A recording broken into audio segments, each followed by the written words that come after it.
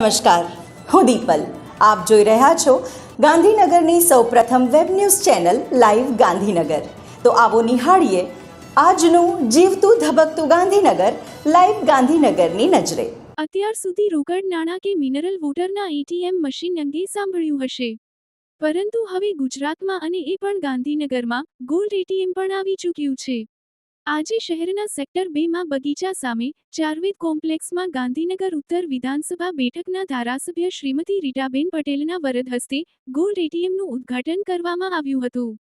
આ પ્રસંગે ભાજપના અગ્રણી શ્રી કેતનભાઈ પટેલ, ગોલ્ડસિક્કા લિમિટેડ કંપનીના ચેરપર્સન શ્રીમતી અંબિકા બર્મન, ડાયરેક્ટર શ્રી ગોપાલજી, મનાલી માર્કેટિંગના ગિરીશ ઠક્કર, પ્રિયંક ઠક્કર, ભાવેશ ઠક્કર અને ભૂપેન્દ્રભાઈ ઠક્કર સહિત આમંત્રિત મહેમાનો ઉપસ્થિત રહ્યા હતા.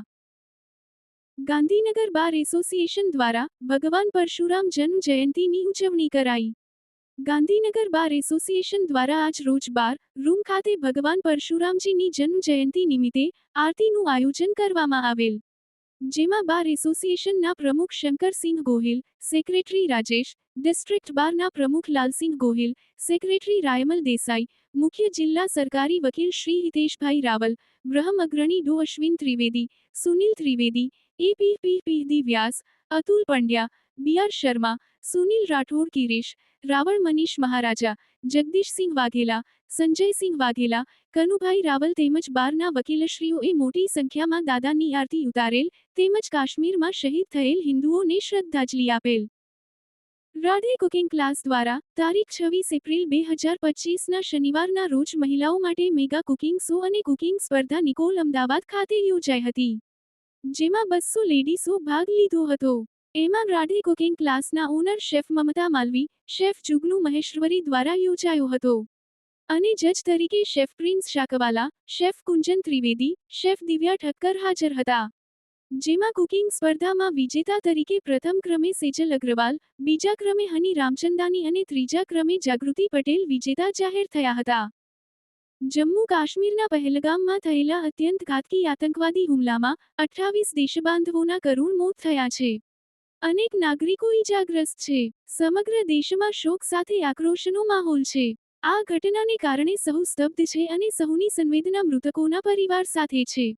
આ ઘટનામાં દિવંગત થયેલા દેશબાંધવોને શ્રદ્ધાંજલિ અર્પણ કરવા ગાંધીનગરના સેવાભાવી યુવાનોની સંસ્થા હેપ્પી યુથ ક્લબ અને ગાંધીનગર ચમકાવવું છે જીસીસી ગ્રુપ દ્વારા ગત રવિવારે સેન્ટ્રલ વિસ્ટાના સ્વર્ણિમ પાર્કમાં બેંક ઓફ બરોડા સામેના ભાગની બેઠક ખાતે એક શ્રદ્ધાંજલિ સભાનું આયોજન કરવામાં આવ્યું હતું. આ સભામાં સંસ્થાના હોદ્દેદારો અને સ્વયંસેવકોએ મળીને 2 મિનિટનું મૌન પાળ્યું હતું તેમજ દિવંગત પરિવારો માટે દિલસોજી વ્યક્ત કરી હતી.